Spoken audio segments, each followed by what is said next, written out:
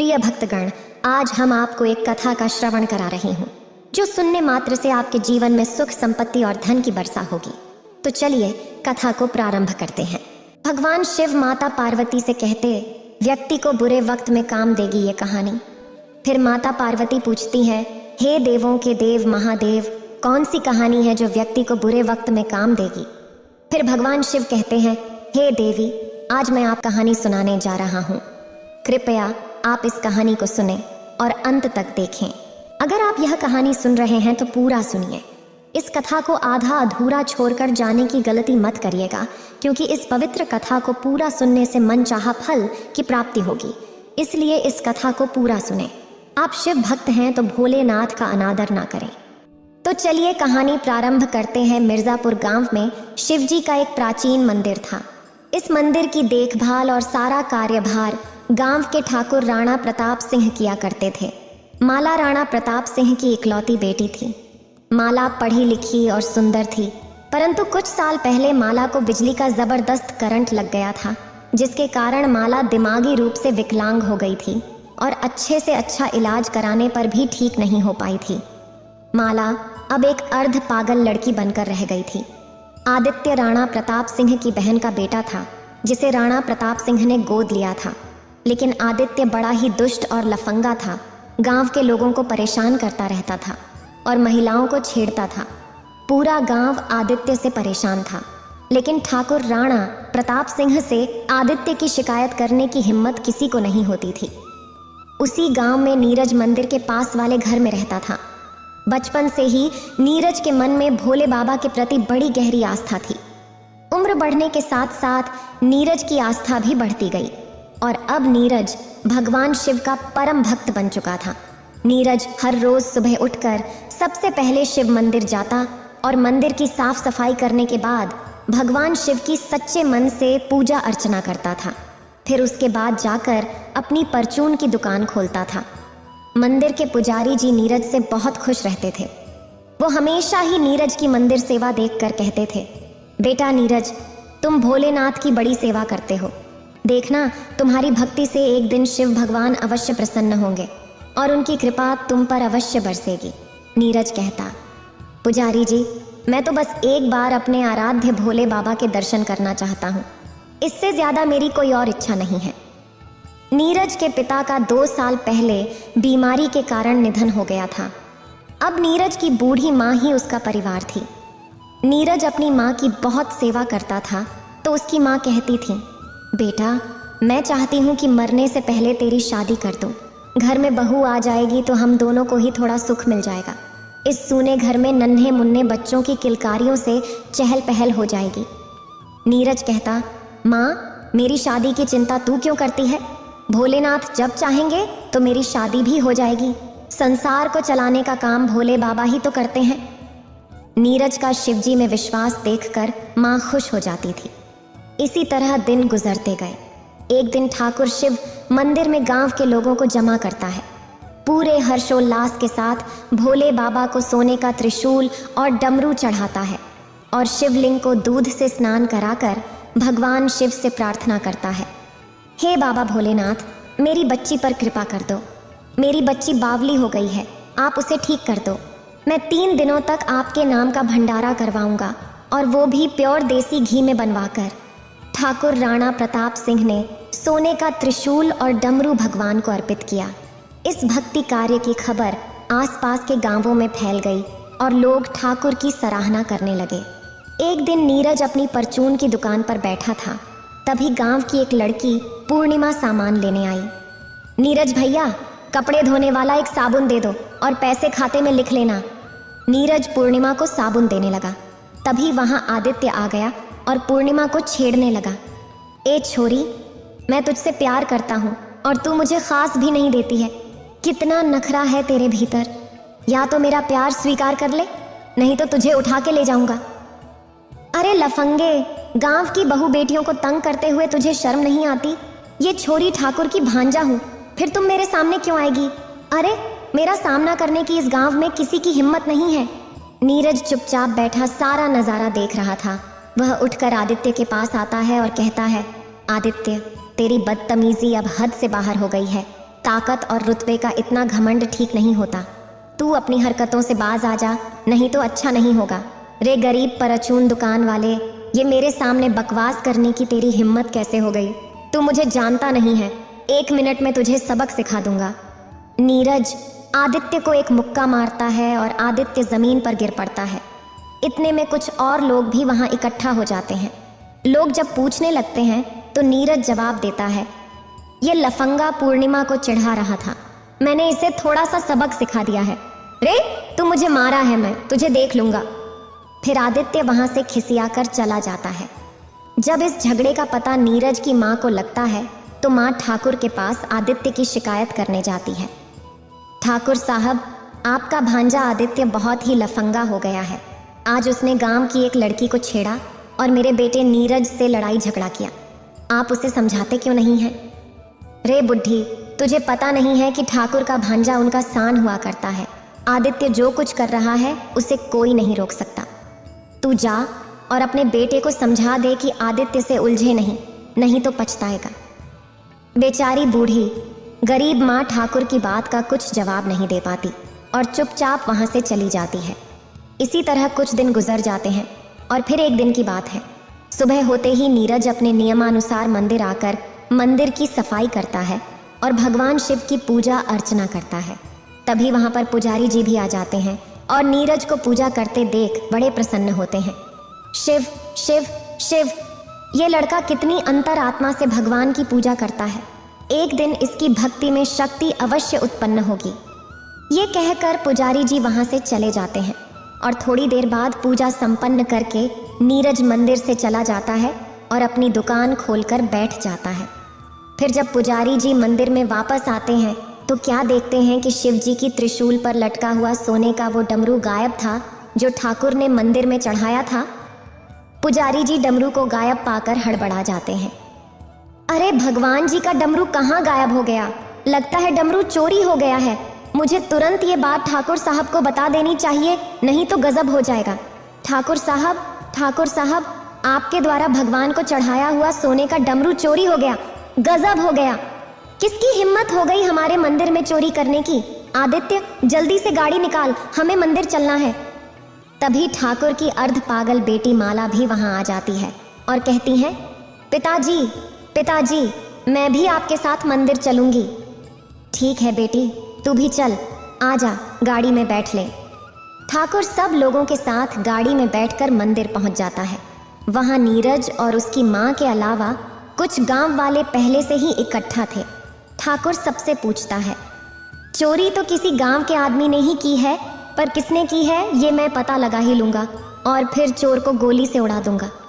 अरे मामा जी, जो भी आदमी सबसे पहले मंदिर आया होगा ना, डमरू भी उसी ने ही चुराया होगा। हाँ, ये बात तड़े ठीक कही है। बोल पुजारी, पहले मंदिर कौन आया था? हमें कुछ पता है कि? पुजारी के बोलने से पहले नीरज कहता है, ठाकुर साहब, मैं हर रोज सबसे पहले मंदिर आता हूँ, पर मैं चोर नहीं हूँ। मैं भगवान का डमरू चुराने का पाप भला कैसे कर सकता हूँ? रई बावली, चोर चोरी करके कभी कबूल ना करता। डमरू की चोरी पक्की तड़ी करी है। सच सच बोल दे, नहीं तो गोली मार दूंगा तुझे। मुझे पूरा विश्वास है मामा जी, चोरी इसी हरामी ने की है। नहीं, मेरा बेटा तो भोलेनाथ का परम भक्त है, ये भगवान का डमरू नहीं चुरा सकता। नहीं। नीरज अपने ऊपर चोरी का इल्जाम लगते देख भोले बाबा के सामने रोते हुए गिड़गिड़ाने लगता है। हे भोलेनाथ, मेरी सहायता करो। मैंने सदा सच्चे मन से आपकी सेवा की है। अपने भक्त को इस चोरी के झूठे इल्जाम से बचा लो प्रभु, नहीं तो मैं आपके चरणों में अपना सर पटक कर अपनी जान दे दूंगा। और नीरज भगवान के चरणों में अपना सर पटकने लगता है। तभी माला कहने लगती है, पिताजी, मुझे पता है भगवान जी का डमरू कहाँ है। डमरू हमारी हवेली में पूजा के ढेर में छुपा हुआ है। आदित्य भैया को मैंने डमरू छुपाते हुए देखा था। माला की बात सुनकर आदित्य घबरा जाता है। आदित्य डर के मारे थर थर कांपने लगता है और सब सच सच बता देता है। मामा जी, मुझे माफ़ कर दो। मैंने नीरज से अपनी बेइज्जती का बदला लेने के लिए भगवान का डमरू चुराया था, ताकि पूरे गांव में उसकी बदनामी हो जाए। रे नालायक, तेरे जैसे चोर के लिए इस गांव में कोई जगह नहीं है। जा, निकल जा इस गांव से। आदित्य अपना सा मुंह लेकर चला जाता है। हे महादेव, तेरी भक्ति ने तो चमत्कार कर दिया, 1 मिनट में ही चोर को पकड़वा दिया। बेटे, भोलेनाथ से मेरी बेटी के लिए भी प्रार्थना कर दे। शायद तेरी प्रार्थना सुनकर भोलेनाथ मेरी बेटी पर भी कृपा कर दें और वह पहले की तरह ठीक हो जाए। नीरज माला का हाथ पकड़कर उसे भोलेनाथ के सामने हाथ जोड़वाकर बिठा देता है और खुद मन ही मन माला के ठीक हो जाने की प्रार्थना करता है। भोलेनाथ की कृपा से माला बिल्कुल ठीक हो जाती है। पिताजी, पिताजी, मैं ठीक हो गई। अरे वाह, मेरी बेटी ठीक हो गई। जय हो भोले भंडारी की। हर हर महादेव, आपने मुझ पर बड़ी कृपा कर दी भगवान। मैं तो आज धन्य हो गया। ठाकुर साहब, भगवान अपने हर भक्त की विनती सुनते हैं, बस विनती करने वाले का मन सच्चा होना चाहिए। ठाकुर नीरज से बहुत खुश हो जाता है और अपनी बेटी माला की शादी नीरज से करवा देता है। नीरज को अपना वारिस बना लेता है और नीरज हंसी खुशी जीवन बिताने लगता है। उसी गांव में दीपेंद्र नाम का एक रिक्शा वाला अपनी बूढ़ी माँ और पत्नी रमा के साथ अपने छोटे से कच्चे घर में रहता था। दीपेंद्र सुबह सवेरे ही अपनी रिक्शा लेकर गांव के बाहर बस स्टैंड पर आ खड़ा होता था और सवारियों की तलाश करने लगता था। माधोनगर, हरिबेला, हल्दीनगर, अशोकनगर वाले भैया आ जाओ। माधोनगर, हरिबेला, हल्दीनगर, अशोकनगर वाले आ जाओ भैया। फिर दीपेंद्र रिक्शा में सवारी बैठाकर उन्हें उनके ठिकाने पर छोड़ आता था। इस तरह कड़ी मेहनत के बाद जो थोड़े बहुत पैसे दीपेंद्र कमा पाता, उन्हीं से उसके घर का गुजारा चलता। दीपेंद्र की बूढ़ी माँ मोतियाबिंद के कारण साफ साफ देख भी नहीं पाती थी और उसके जोड़ों में भी दर्द रहता था। दीपेंद्र की पत्नी रमा भी गर्भवती थी और पेट भर भोजन ना मिल पाने के कारण काफी कमजोर हो गई थी। रमा को शिव आराधना की बड़ी लगन थी। वह हर रोज गांव के शिव मंदिर में जाकर मंदिर की साफ सफाई करती और शिव जी की पूजा करती। यह रमा का रोज का नियम था। हे महादेव, हे भोलेनाथ, आप तो जगत के पालनहार हैं। मेरी गरीबी भी दूर कर दो भगवान। मेरे भाग्य में भी थोड़ा सा सुख लिख दो, मुझे भी धन्य कर दो भगवान। जब दीपेंद्र को एक भी सवारी नहीं मिलती और वह खाली हाथ घर आता तो उसकी माँ कहती, अरे बेटा दीपेंद्र, ये रिक्शा चलाने का काम छोड़कर कोई दूसरा काम क्यों नहीं कर लेता? देख बेटा, बहू गर्भ से है। ऐसी हालत में बहू का भूखा रहना ठीक नहीं है। दीपेंद्र जवाब देता, माँ, आज के दौर में काम मिलना आसान नहीं होता और फिर मुझे कोई दूसरा काम भी तो नहीं आता सिवाय रिक्शा चलाने के। रमा कहती, अरे आप दोनों इतने परेशान क्यों हो जाते हैं? कष्ट भोगने का नाम ही तो जीवन है। मेरे भोलेनाथ सब कुछ देखते हैं, वह एक दिन जरूर हमारा भाग्य बदलेंगे। रमा को भोले शंकर पर पूरा विश्वास था कि एक दिन शंकर जी उनका भाग्य जरूर बदलेंगे। इसी तरह सुख दुख झेलते हुए दीपेंद्र का परिवार अपना समय बिता रहा था। एक दिन अचानक जब दीपेंद्र अपनी रिक्शा लेकर घर से काम पर जाने ही वाला था तो दीपेंद्र को खून की उलटी हो गई। रमा दौड़ कर गई और गांव के वैद्य जी को बुलाकर लाई। वैद्य जी दीपेंद्र की नाड़ी देखकर बताते हैं, देखो रमा बेटी, खाली पेट रिक्शा खींचने की वजह से दीपेंद्र का फेफड़ा फट गया है। तुम इसे तुरंत किसी अच्छे अस्पताल में भर्ती करवा दो, वहीं इसका इलाज हो सकता है। घर में तो 2 वक्त की रोटी के भी लाले पड़े हुए थे। ऐसे हालात में दीपेंद्र को अच्छे अस्पताल में भर्ती कराना रमा के बस से बाहर था। रमा मंदिर में जाकर भोले बाबा से प्रार्थना करने लगती है, हे भोलेनाथ, मुझे अभागिन पर कुछ तो दया करो। मैं गरीब लाचार अपने पति का इलाज नहीं करा सकती। आप अपनी कृपा से मेरे पति को ठीक कर दो। भोलेनाथ, मेरी भक्ति की लाज रख लो, प्रभु लाज रख लो। रमा प्रार्थना करते करते रोने लगती है। तभी वहाँ पर मंदिर के पुजारी जी आ जाते हैं और रमा को रोते देखकर पूछते हैं, रमा बेटी, क्या बात है? आज तू इतनी दुखी क्यों है? रमा पुजारी जी को अपनी सारी दुख भरी कहानी सुना देती है। तो पुजारी जी कहते हैं, बेटी, तू तो महादेव की परम भक्त है, तू चिंता मत कर, तेरी करुण पुकार भोले बाबा जरूर सुनेंगे। पुजारी जी रमा को कुछ रुपये देकर कहते हैं, रमा बेटी, ये कुछ पैसे हैं मेरे पास, इन्हें तू ले ले, घर का खर्च चलाने में तेरे काम आएंगे। रख ले बेटा, रख ले। रमा पैसे लेकर मंदिर से निकलती है और सीधा बनिए की दुकान पर पहुंचती है।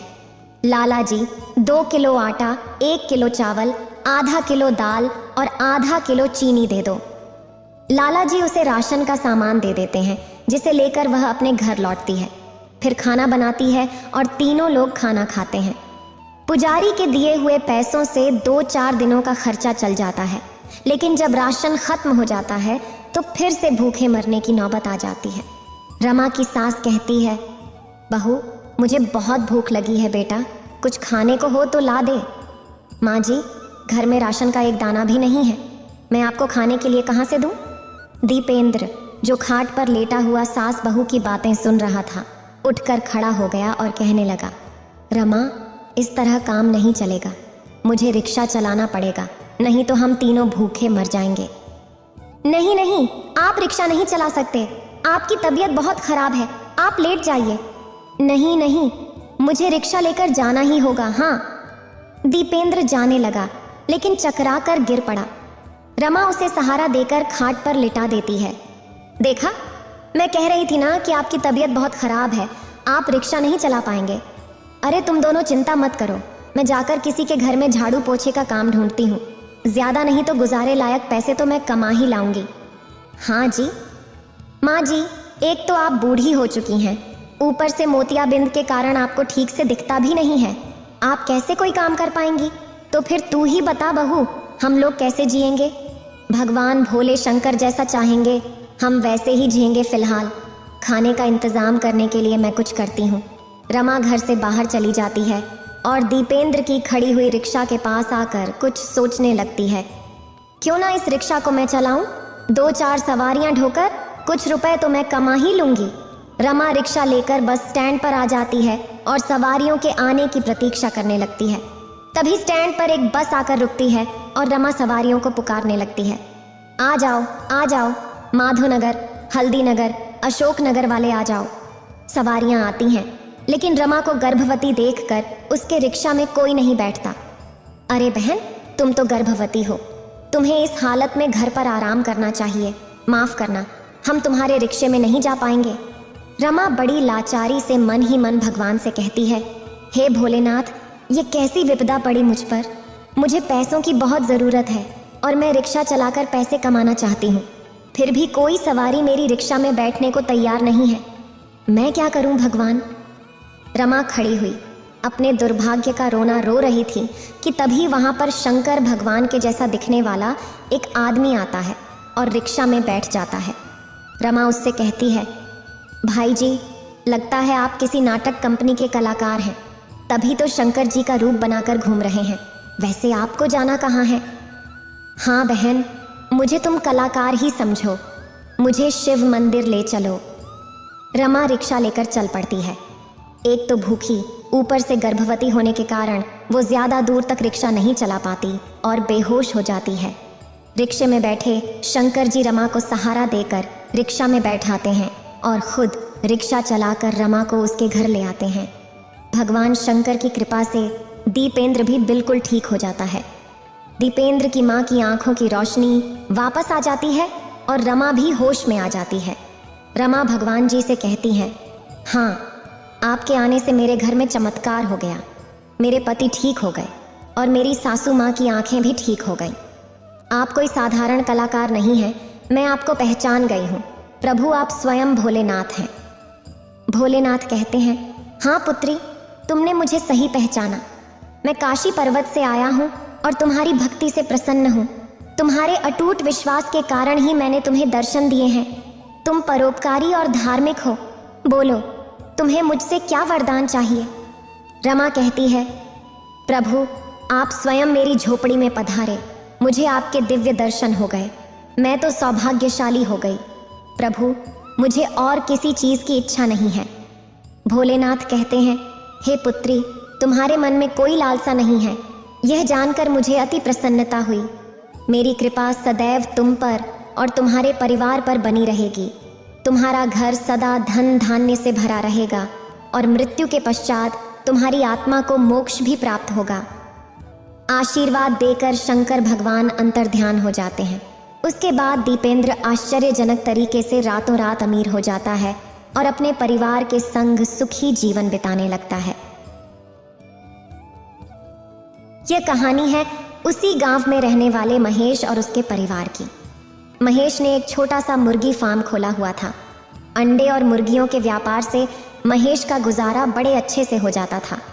महेश शिव भगवान में बड़ी आस्था रखता था। महेश के परिवार में उसकी पत्नी अंजना और 2 बच्चे पिंकी और मोनू थे। पिंकी और मोनू स्कूल में पढ़ते थे और स्कूल से लौटकर महेश के कामों में उसका हाथ बटाते थे।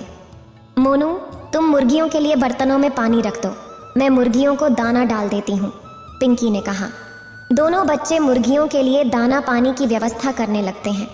तभी वहाँ पर महेश आता है और कहता है, अरे वाह मेरे बच्चों, तुम दोनों तो भोलेनाथ का वरदान हो।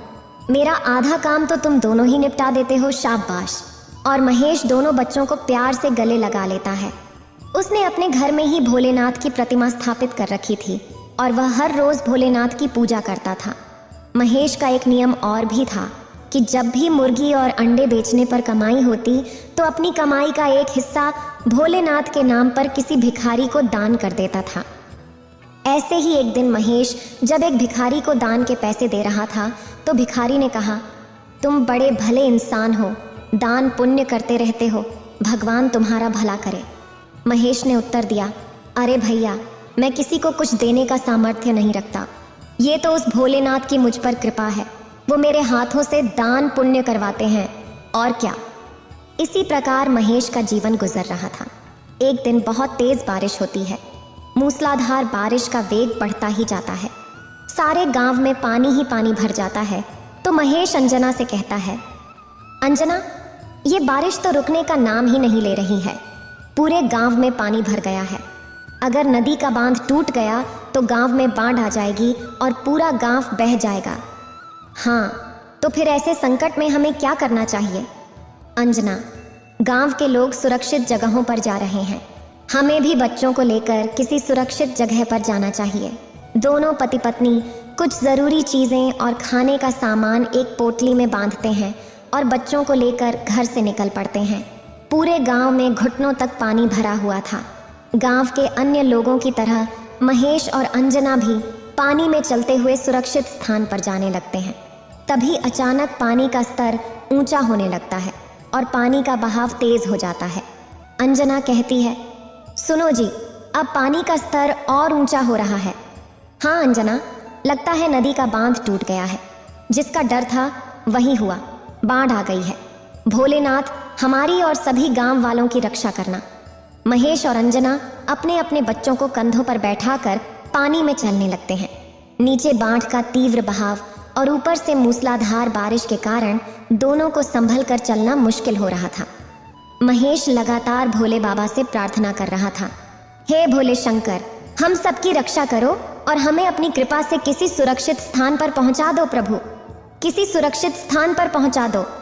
तभी वहां पर बचाव दल की मिनी बोट आ जाती है जिसमें पहले से ही कुछ लोग और बच्चे सवार थे। महेश बचाव दल टीम से कहता है, साहब जी, हमें भी इस नाव में बैठा लो ना। अरे नहीं भैया, हमारी बोट में जगह नहीं है। पहले हम इन लोगों को सुरक्षित जगह पर छोड़कर आते हैं, फिर तुमको भी ले जाएंगे। तब तक तुम लोग यहीं पर खड़े रहो। भाई साहब, पानी का स्तर बढ़ता ही जा रहा है। आप हमारे बच्चों को तो नाव में बैठा ही सकते हो ना। आप इन बच्चों को ले जाओ, हमें बाद में ले जाना। ठीक है, हम इन बच्चों को ले जाते हैं। दोनों बच्चों को बोट में बैठाकर बचाव दल चला जाता है। फिर महेश अंजना से कहता है, अंजना, पानी का बहाव बहुत तेज हो गया है, हम यहाँ खड़े नहीं रह सकते, मेरा हाथ पकड़ लो। हम धीरे धीरे सुरक्षित स्थान तक पहुँचने की कोशिश करेंगे। अंजना महेश का हाथ पकड़ लेती है और दोनों आगे बढ़ने की कोशिश करते हैं। महेश लगातार महादेव का नाम जप रहा था। तभी जल प्रवाह बहुत तेज हो जाता है और दोनों को अपने साथ बहा ले जाता है। दोनों पति पत्नी जान बचाने के लिए हाथ पैर मारने लगते हैं, लेकिन बाढ़ के आगे उनकी हर कोशिश बेकार हो जाती है और दोनों डूबने लगते हैं।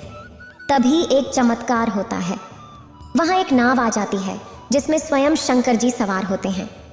शंकर जी महेश और अंजना को पानी से बाहर खींचकर नाव में बैठा लेते हैं। दोनों पति पत्नी भोले शंकर को अपने सामने देखकर उनके आगे नतमस्तक हो जाते हैं। फिर महेश कहता है, हे भोलेनाथ, आपने मेरी विनती सुन ली और हमें स्वयं आकर बाढ़ में डूबने से बचा लिया। आपका कोटि कोटि धन्यवाद प्रभु। हमें तो भगवान ने आकर बचा लिया, पर हमारे दोनों बच्चे पता नहीं कहाँ होंगे और किस हाल में होंगे।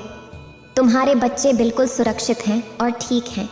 वे दोनों अति शीघ्र तुमसे मिल जाएंगे। चलो, मैं तुम्हें सुरक्षित स्थान तक पहुंचा देता हूँ। फिर शंकर जी नाव को लेकर एक सुरक्षित स्थान पर आ जाते हैं और महेश और अंजना को नाव से उतार देते हैं। फिर महेश से कहते हैं, महेश, तुम मेरी सच्ची भक्ति और सेवा करते हो, मेरे नाम पर दान करते हो, मेरे नाम की देते हो। तुम्हारी भक्ति नहीं, आज तुम दोनों के प्राण बचाए हैं। तुम सदैव मेरे नाम को स्मरण करते रहना। आगे जीवन में फिर कभी तुम्हें कोई कष्ट नहीं पहुंचेगा। आशीर्वाद देकर भोले बाबा अंतर्ध्यान हो जाते हैं और महेश और अंजना भी वहां से चल पड़ते हैं। अंजना कहती है, पता नहीं हमारे दोनों बच्चे इस समय कहाँ होंगे। महेश कहते हैं, अरे अंजना, भगवान शिव ने बोले तो थे कि हमारे बच्चे अति शीघ्र हमें मिल जाएंगे। चलो, हम दोनों मिलकर उन्हें खोजते हैं। दोनों पति पत्नी आगे बढ़ जाते हैं। दूसरी तरफ पिंकी और मोनू एक पेड़ के नीचे बैठे हुए हैं और मोनू रो रहा है, मुझे माँ के पास जाना है। पिंकी कहती है, मोनू, बचाव दल वाले हमारे माँ बापू को बहुत जल्दी हमारे पास लेकर आ जाएंगे। तभी महेश और अंजना दोनों बच्चों को खोजते हुए उनके पास आ जाते हैं। वो रहे मेरे बच्चे मोनू, पिंकी, तुम लोग ठीक तो हो ना? मेरे बच्चे। दोनों बच्चे दौड़कर अपने माँ बाप से लिपट जाते हैं और महेश भगवान को धन्यवाद देने लगते हैं। हे शिव शंभू, आप सचमुच भोले और दयालु हैं। आपकी कृपा से हमारी जान भी बच गई और हमें हमारे बच्चे भी मिल गए। आपको कोटि कोटि प्रणाम, कोटि कोटि प्रणाम। यह बिल्कुल सत्य है। संकट के समय अपने भक्तों के प्राण बचाने भगवान जरूर आते हैं, लेकिन यह चमत्कार तभी संभव है जब भगवान के प्रति भक्ति की आस्था सच्ची हो। भगवान शिव ने लौटाए बच्चे के प्राण। कहते हैं, जब से यह धरती बनी है तब से ही इसे बनाने वाले भगवान शिव यहाँ रहने वाले प्राणियों की सुख, शांति और कुशलता देखने गांव में यहाँ आते रहते हैं, और जो भक्त उनका प्रतिदिन स्मरण करते हैं उन्हें वे प्रकट होकर दर्शन भी देते हैं। हिमालय पर तपस्या करने वाले अनेक साधु महात्माओं ने शिव जी का साक्षात दर्शन किया है तथा उनसे बहुत प्रकार के वरदान प्राप्त किए हैं और सिद्धियां हासिल की हैं। इसी क्रम में एक बार महादेव शिव आकाश मार्ग से पृथ्वी के भ्रमण पर निकले थे।